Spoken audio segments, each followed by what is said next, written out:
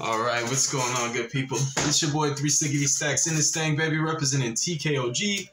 And I'm coming at you guys with an update for Danger Dark World post the structure deck that I finally got my hands on. You guys, I'm not gonna lie, bro, it just kind of feels too real. Like, I mean, it feels too good to be true. Like, I just can't believe this actually happened. I remember so many different times I tried to make this deck work, and every time it seemed to miss a certain mark, where it was either super duper good going first or super duper good going second. And typically in the formats that I played it in, it was like very dice roll oriented, being just like, I knew I had such a high ceiling if I won the dice roll, because there were either a plethora of low impact hand traps or there were just no hand traps at all, and just people were playing board breakers, and I was setting up a board that counterplayed board breakers completely. And now it's kind of very similar, and it's just unfortunate that this deck has so much potential, and honestly, it's not like a bad deck. It's just constantly being undermined by the formats that it's always having to exist in formats where there doesn't really have to be specific counterplay. It's just like the engine and the generic cards that people are splashing in their decks are just so strong with interacting with this deck, and it really just prohibits a lot of the functionality. So it's an uphill battle to play Danger Dark World right now. This is not really the format where it's just like that deck. It really is like an anti-meta dark horse, and it has a lot of, I want to say, like, broken and unfair playability. Like, it has just so many different combos and lines where you can literally take away your opponent's ability to play the game. You can floodgate them out the game. You can hand loop them. You can set up nearly unbreakable boards. This deck can go like plus infinite. It's like one of those decks where you have to hit it early, or if you hold your interruptions too late, it'll just start to snowball, and it gets to a point where, like, every time you interact with it, you feel like you're just negging so hard. This deck really can get to a point where, like, it just has like infinite cards, it feels like, but it's not to say that there's not a lot of interaction that just really prevents the deck from being able to get there. And it's mainly just the Byseals and the Shizu Shufflers and the tier matchups, and then the Flu decks and any other decks playing Shifter, you know, and Dwellers. So you have like a lot, right? And a lot of that can be splashed in almost any deck. Like, Tier is like just such an incredible deck already by itself, excluding the fact that they're playing Byseals and the Shizu cards. You add that, and it's just such a tough matchup to go second against. And they can make Dweller. Any deck that can make Dweller is just going to have an easy time against his deck. And then you have Shifter, and you have like Barasatchu. So it's just so much, right? And I start the video off with that just so that you guys can have a realistic approach when you want to try this deck out. That you have to understand that, like, all of those things not only exist, but they're all really prevalent. It'd be different if the counterplay was just like something that's just under the radar or just not being played, but a lot of these cards are being played in almost every deck right now. So yeah, you guys, before we get started, definitely consider subscribing to the channel. Click the like if you liked the video, click the dislike if you didn't. Definitely leave a comment and let me know how you feel about the content thus far.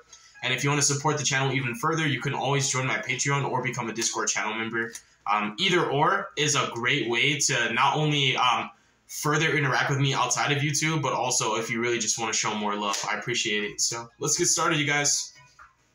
So my approach, in my biased opinion, it has to be like all gas or no brakes most of the time with this deck, because in order for you to get to that plus infinite state in the terms of playing this deck, whether you're going first or second, you need a lot of cards, right? You need a lot of disablers, you need a lot of discard outlets, and you need so many ways to mitigate your break-even plays, or when your dangers whiff, or when one of your power plays gets stopped. Every time you're down in card advantage, this deck has a harder and harder time of just being able to play, because it uses so much resources to just play.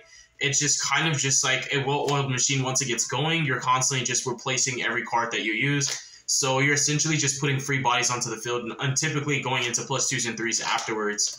So it's really strong. It's just economically, it's hard for this deck to trade with playing cards like hand traps and playing like 1-for-1s. You know, you're either going to like go hard with all engine and play a couple of board breakers, or you're going to play like hand traps and defensive cards and just hope that, you know, RNG is always in your favor, which it's not always the case. This deck can still lose to itself. So with all of those kind of like spoilers and disclaimers, we're going to start the dangers first. The dangers are a lot smaller than it used to be. We're not playing like the full-on danger package of maxing out on every danger that exists, simply because the Dark World structure deck did give us a lot more discard outlets and ways to be able to play even with the dangers whiffing, which is really, really good. This deck, once it gets set up, the boards just feel so oppressive. And a lot of the times, like, I do play the hand loop variant, so a lot of the times, like, when you plus infinite, it doesn't really matter what board you make, because at the end of your turn or towards the middle of it, your opponent's just going to give up once they're down to either one card or none. Because typically, if they have a low impact hand trap, or you play to like one Vice Seal and it's not like Magnum Mutt, and you hand loop them twice, you know, they're literally with the top deck, and they can't break your board with the top deck. It's impossible. So we played 3 Nessie. I played 3 Mothman. Level 4s are super vital in this deck because of cards like Dweller and Dugars, so I just max out on them. There is a gamble with resolving Mothman, but typically this deck sets up negates in the middle of its combo lines. And that's like one of the good things. Like when you do win the dice roll, you almost are guaranteed to win the duel pretty much every single time. Because in the middle of your combo sequences, you can set up a lot of different negates, and they do give you variety in interactions. So you're able to prevent certain disruptions from even stopping the hand loop in the first place. So that's like a perk. You know, it's just like one of the best going first decks. And it's not that it's bad going second. It's just that when you're going second, you're typically staring down like a Dweller almost every single time. And if you're not staring down Dweller or a Grave with like Medora and Keldo, you're looking at like a barrier statue in like either that or you're under shifter. But under normal circumstances, like let's say you're playing against Sprite, this deck has an incredible Sprite matchup because their board is quote unquote fair. You know, they're pretty much just setting up multiple negates and spot removals. And this deck is able to break through normal boards pretty well. It plays through floodgates, certain floodgates pretty well because of cards like Grapha and Bigfoot. And just the inherent critical mass that you're able to accumulate just by committing so many large bodies that replace themselves, it applies so much pressure that it's really easy to break boards, especially with generic cards like Goddess and like the Nightmares. It's really easy for this deck to push. But when you're under the circumstances that were aforementioned in the beginning of the video, this deck just feels like it can't go second most of the time. So it just is what it is, you know. So we are maxing out on all the level 4s. Like I said, level 4s are really, really important. Dugars is one of like the key staples in the middle of your combo sequences, whether you're going first or second. Especially going second, Dugars steals games. Like the card literally just steals games. We have Jackalope, we have Suchi. These and the Vanessas, they're just the best dangers. And then I do like power plays going second, so I do max out on the Bigfoots and I max out on the Thunderbirds. Making Radiates and getting Zeus pushes, and also just inherently having not only that synergy with the ability to just literally just go +3, like off of the Giant Trainer, and these giving you the synergy to be able to go into Dugars, but just enabling you to break boards going second. And like I said, applying that pressure through critical mass. And Bigfoot just inherently outing so many different floodgates. Bigfoot also being able to activate under Shifter is super imperative. That's why I like maxing out on him at 3, because you can actually activate this card under Shifter, and he'll still be able to out cards like the Barrier Statue, Floodgates, etc. It's just they can't activate under Dweller, which is unfortunate. So, yeah, you guys. And next up, we're going to go into some more enablers. The dangers are enablers, but the rest of these cards are kind of going to mesh the deck together because they allow you to draw combinations of both your engines. So the deck is very RNG, but it has so much draw power that naturally, even if RNG is not in your favor, it gets to a point where you're just bound, like you're destined to draw the cards that you need because you draw so much anyways. We're playing 2 copies of Blue Boy. We're playing 2 copies of Secrets. I always love the Spellbook engine. I really don't see any Danger Dark World players playing this engine. Your normal summon is not really allocated to anything specific. So it can be anything. I still main the Lava Golems because I really don't normal, and I feel like when you're going second, like the Lava Golem is just a better card. But I just feel like the +1's necessary, and this, in my opinion, is a little bit better than Desires, especially when the Cash Tears come out. Because even though I'm playing 60, I can get my deck down to like 15 cards on my first turn, and Desires would put me at like 4 cards, you know, and Cash Tear can literally just deck you out because you do banish quite a bit as well. So I just feel like this is a safer +1, and +1s are important. Economically, this deck can make 1-for-1 trades, but a lot of the times, this sounds really funny and goofy to say, this deck 1-for-1 trades with itself. So if a Danger whiffs, you know, you just pretty much win neg 1. But if a Danger hits, but the card that it discards is not a +worthy card, you just kind of break even. So you're not really garnering the advantage that you need. So economically, even if every Danger does not miss, but it discards like the wrong kind of card, you're going to go down in hand size and it's going to decrease. So +1s can get you back to that that threshold where you want to be at the most cards you can possibly have in your hand to decrease the odds of the Danger missing. In addition to that, just having infinite cards to do whatever you want with it, because your hand and your grave are pretty much the biggest pools of resources that this deck is going to utilize. It can infinitely just plus, and it pretty much can extra link to this day, even without like even trying. You can extra link just because like you just have, sometimes you end up feeling like you want to extra link just to make room because you will run out of space to summon monsters with this deck. So we have these. It's one of my favorite engines. I definitely recommend trying it. I like the 2-2 ratio on Blue Boys and Secrets because like if Blue Boy gets hit, you can still make Dark and you can still Secrets into Knowledge. And like after you resolve Dark to take a monster, you can Knowledge away the Dark and still get a +1, which is really, really nice, especially when you trade it with the negate on the Blue Boy. So that's why like sometimes I even like 3 Secrets to Blue Boy, but honestly I like this ratio a little bit better because it gives me a higher chance to see either or, and I like the combination of both because it really does help a lot. And believe it or not, people do Solic Blue Boy. Because with this deck, and that's something I guess I failed to mention in the beginning of the video, but I kind of covered it. I just didn't say how vital it is. With this deck, it's really awkward when you play against this deck in normal circumstances because there's not really a proper way to interact with this deck. If you don't have the cards that just literally beat this deck automatically, like Shifter or Droll and Lockbird turn 1, like a lot of your hand traps don't really make favorable trades. Like there's not a point in the duel where you just feel like the hand trap is just going to do justice for you. People hold their negates for Dugaris sometimes. People hold their negates hoping that you're just going to summon a Giant Trainer, but then you don't, and then they end up like not being able to use the hand trap properly now. So a lot of the times people just hand trap you early, hoping that you don't have enough cards to keep going, and they're going to hit a lot of your draw cards and like a lot of the cards that just give you more advantage, hoping that the rest of your hand just would not mesh cohesively enough to be able to push through that. So these cards oftentimes just bait a hand trap if your opponent has it, simply because the best time to stop this deck is early. Once it gets going, like I said, it just has infinite cards and it's just really, really hard to interact after that. And that's my mindset too. Whenever I like see this deck in action and I like watching even from a viewer's perspective, I'm like, it kind of sucks that it looks like it's the incorrect play when you hand trap this deck a lot. It looks incorrect, but it is correct most of the time because like if you don't hit Blue Boy and he draws into like a Nessie plus another danger, or he draws into beginning of the end, or he draws into the fusion spell, like it's like, well, good luck now. I'm activating the fusion spell now. Your hand trap's not going to work. So it's just like really, really awkward. And you know, besides hitting it early when the deck gets going, the 2 best points are like on Giant Trainer and Dugaris. Other than that, there's not really anything else you can hand trap because everything else that's coming out is literally like cards like Appaloosa, cards like the Galaxy Rank 8. Photon Lord, and then like the fusion. So it's just ridiculous. It's redonkulous. Deck's bonkers. We have 3 copies of Jinta. This card is really, really nuts. I actually really want to, now that I've got the structure deck, I really want to splash Jintas with like 1 copy of Gates and then 2 of the Darkworld fusion and play like a 6 card package for like Darkworlds inside of my Plunder Patrols. Like I really just want to mess around with it. Like, I know Gates inherently has synergy, but also, like, this being a +1 and a free body, just being a level 4 as well, and Plunder Patrol seems like a really, really good, like, engine to mess with. And the Fusion can literally just summon Leash just by banishing Plunders from your grave, which is insane. So I really like this card. I think this is one of the best cards that was printed. Next up, I play 3 Archives. This is a card that's, like, debatable because you can't use it more than once, and once you have one, you never need any extra.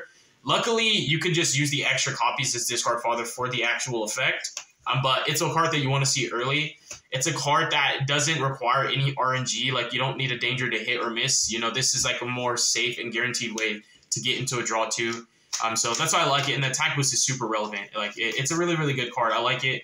I would say that this card economically is a little bit better because simply it gets you halfway to Dugaris in the process of drawing. So these cards are insane though. They're really, really powerful. And then I do play 3 Allure.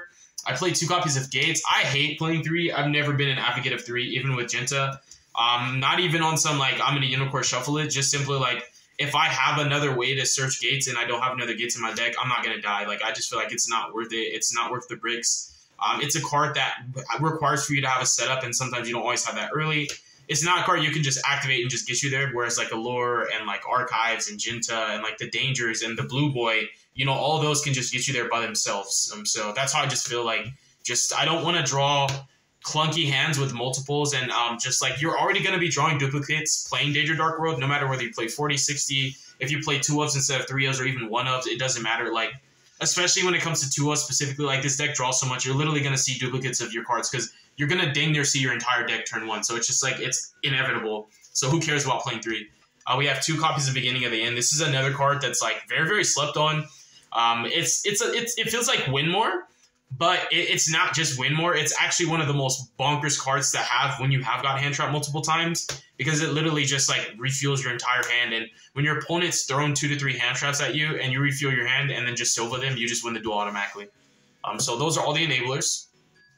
And then for the Dark World engine, the remainder of it, these are the cards that you actually want to be discarding. So as you saw, all these other cards either discard or draw.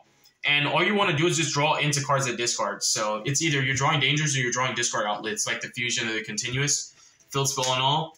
And so like that's a lot of the times the draw cards are just literally drawing you discard outlets. And if you have discard outlets, then these are the next cards you want to draw.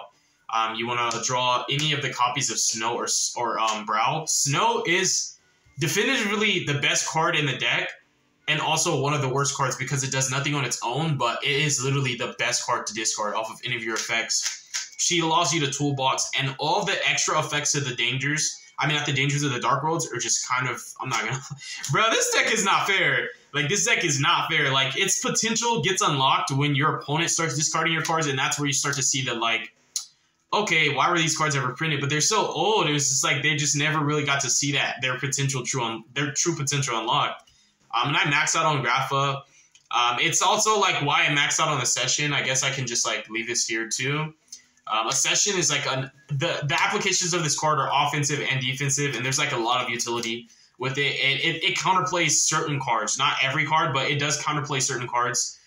Cards like Droll, super relevant. It counterplays Droll. It counterplays certain negates. It counterplays the Ishizu Shufflers, and it counterplays the Biseals. It doesn't counterplay like Shifter or Dweller, but it does counterplay quite a bit of your, it's a problem-solving card, right? But also, like, you want to have access to this card. If you have to search it, then you're already playing in the Droll. You're already playing in the Biseals. You're already playing into the Shuffler. So, like, starting off with that, it's a lot better. So I really, really like Grapha. It's insane picking boards apart. Its second effect is super relevant. Hand Knowledge with this deck is just, this is one of the goofiest decks ever. Like, this deck, it just feels so slimy, so sleazy, so nasty, bro. You just feel so gross when you play this deck. It's just like, oh, bro, like, oh my gosh, bro. Like, you just feel disgusting when you play this deck, bro. Like, let me see, please. Give it here. Grapha's bonkers. High key though. We all know. Silva's disgusting. I really like Silva a lot. And paired with just the 2 rainbows. Rainbow is not Grapha. If the new fusion just required a level 5 or higher, I would just play 2 Grapha and play 3 of him because, obviously economics. And once you get this set up, that's where, like, you're looping your resources so much better. So remember when I said, once the deck gets going, you really just, like, plus infinite. And one of the reasons why it's okay to start making those 1-for-1 trades, or you're dangerous to start whiffing or missing, or your opponent to interact with you further, is like, once you have these in your grave, and you're already established, like, you're gaining so much cards back all over and over and over. Every time you interact, you can make, like, a Nightmare discard and then just bounce 2 and then just get all of your advantage back. It's just really, really crazy. So I like these cards a lot. I love his bonus effect as well. I still don't have my my Supreme Idol Force, or whatever that fiend is, the one that locks your opponent completely out of summoning. So that's another card that's a really, really strong tech that you want to side in when you're going first. I think it's a little bit more consistent than the Nico Main King because it's accessible through your engine and not purely through RNG. But yeah, this is one of the most insane cards printed. Like, they really did justice. They really didn't print bad cards in the structure deck. There's just some that just stand out. Applicably, they're easier to just use, and some of the other cards are a bit more gimmicky. And then I play 1 copy of Ceruli. Typically, I play 2, but instead of playing 2, I'm just playing 1 Ceruli and 1 Parl, just to have that kind of that diversity. Because this is technically another copy of Ceruli, but it also has applications outside of just being the second Ceruli. So I like this ratio better because Ceruli only does so much for you when your hand is already good. But when you're hitting this early on in the duel, and sometimes you can't control it because if a danger discards it, it's mandatory, and you don't have a good card for an outlet, it just makes you just waste a card. So it's not something you want to see too early, but you also want to resolve it more than once because that's how you're going to hand loop your opponent twice without them interacting with you while you have Grapha up. Because once this card's up, most people just feel like I'm just gonna hold my interactions now because it might just end up losing me the duel. Like, that's how good this deck is. Like, literally, like this card can hit the field, and the pressure that he applies, because sometimes your card knowledge is known. Like, when they know you have Silva, they don't want to interact with you at all unless they have two ways, like a card to stop your first play and a card to negate this. And if they don't, they just literally will not interact with you because they're going to lose 3 cards to try to even do anything. And they're not going to do anything. They're just going to literally just throw 3 cards away. So it's really, really powerful. So this ratio is just beautiful. It's exactly what I need it to be. And then the last of the Dark World engine is Brainwashing. Another card that's really, really slept on. People do not see the potential in this card. It's infinite monster negates, and it also just mitigates so much of the advantage that you lose on your in turn. Like, when you end your turn, like, your inboard's going to be crazy, but like, you lose so many cards, even though you plus so much. Like, every resource you get in this deck you use. So, like, just because like you have infinite cards doesn't mean it's going to stay that way, because all those cards are going to get used to just make more stuff. So this card's crazy. It literally is a follow-up. People just don't see it that way. It's a follow-up, and it's infinite monster negates. It allows you to literally just, like, rape your opponent. Like, it's crazy. It's one of the most underrated cards in the archetype, and it sees no play at all. Like, people just don't. I just think a lot of people, too, like, when the structure deck came out, they were never Dark World players in the first place. So they didn't even, like, really know how this deck worked before the structure deck. But I've been playing Dark Worlds for, like, 6 years now. So defensive cards, we've already talked about the applications of a session. And the main things that were aforementioned were the primary reasons for this card being a 3 of, just because it does counterplay a lot of the weaknesses. This deck does have a lot of weaknesses. It's just so graveyard oriented in a format that literally hates graveyards. So this card's super duper vital. It's being a quick play is like everything. It's so insane. And then I do play some Bestials. I play 2 Magna. I play 2 Druis and 1 Saronir. This is also because, like, tier can be such a problem. It really can be. And as long as you're able to interact properly at least once or twice, typically they're either going to, like, pass on, like, Solik with the Kaleido, or they're going to pass on, like, a Dweller. And if they're passing only on Dweller, then I'm okay with just them passing on Dweller, you know? So the other thing is them interacting on your turn. So it's really important. And they are just free bodies, literally, just for you to link climb with. And another one of my favorite engines that, again, just doesn't see any play. This engine is so slept on. It's the Codebreaker 0 Day. I love this engine. It just literally, like, I'm always summoning Appaloosa, like, every single game. I'm always summoning her. And this, like, literally just makes it to where, like, I can get interacted with so many times. I can get hand traps, get my cards negated, destroyed, shuffled, popped, you name it. And I just have 2 cards sitting on the field, and I just go link into 2. And I turn 2 monsters literally into, like, I don't know how many pluses. I clear back rows in the process. I can just clear like 2-3 back rows, make another link. I can make another link forward, plus I can make another rank forward. So this engine is just too good. It's way too good. And then 3 Lava Golem in the main. Because again, we really don't play hand traps. So you just have like the Bestials, the Lava Golems, and the Accession. Outside of that, it's just engine. It's all engine. And the deck can break boards of engine. It just can't do it under Dweller. It can't do it under Shifter. And it has a hard time doing it with Bestials and a Shizus combined, like multiple of each. Like 1 Bestial, 1 Shizu card's not that bad, but like they're always ending with multiple of either or and a combination of both, plus an actual tier board. Like, that's just icing. They still have like Field Spell, they have Solik Counter Trap. You know, if they don't have Dweller, they have like Brew Kalos, all kinds of stuff. So it's just not a good time. We're playing 2 copies of the new Fusion. I really don't see the need to play 3. Card is absolutely insane, though. I love this card. We have Dweller. Beatrice is just a flex until I get a Dugars, because I, for some reason, traded my Dugars. I didn't realize I did. So Beatrice is kind of just like it's a flex card for right now. Think of this as Dugars, but it still works in the deck. It's just I don't play that many Bestials. If you played more, it's definitely something you actually would play in real life. But think of it as just a proxy for Dugars. Titanic. You have enough ways to interact with monsters, so Titanic's super important. Also to protect your Appaloosa. Gigantic. Zeus. That's it for the fusions and Xyz. The rest is all links. And links are super important because a lot of times you're just link summoning just to make room to keep summoning, because you would literally get to a point in this deck where there's no space for you to summon anything else. Like, it's so broken. Now we have Dark. We have IP. My favorite engine. Like, you guys will see in like almost every Danger Dark World deck profile I have, there's certain engines I just don't play without, because I've had such gratifying experiences with them where like they've allowed me to outplay my opponent in so many different scenarios where like I'm so much better off playing them than I am without them. So this is so slept on. It's one of the best engines in the game, and this deck does it so freely. Unicorn, Appaloosa, Griffin, another one of my staples. Like, I love this card so much. It's so gross. Especially against Cash. Like, silly, like, activate Birth and normal summon. That's, like, the only way they can play now. They really don't link that much. It's, like, an XYZ pure deck. And like, outside of Birth normal summon, which is probably going to get stopped anyways. Like, you have so many ways to interact with spells and just to clear cards in the first place. Like, Griffin is, like, an FTK against that deck. Like, literally, it's so hard for them to play. And it's just really, really strong in general. Like, typically, you're ending on Appaloosa, Griffin, Dweller, Fusion with the brainwashing in, like, the actual Grapha. This is really just supposed to be Access Code Talker, but since I don't have Access Code Talker, it's a really good replacement, or, like, a really good substitute for Access Code, because it does almost the same things, and sometimes it's even better in other scenarios. So thank you guys so much for watching this deck profile. God bless you. Make good choices. Don't hurt your brain cells. Stay tuned for future content. Hopefully you guys enjoyed it. To any of you guys who watched Danger Dark World, hopefully you got some tips and tricks from this video, or even some new techs and engines that you can experiment with. I'm always open to constructive criticism as long as it's constructive. Peace out, yo.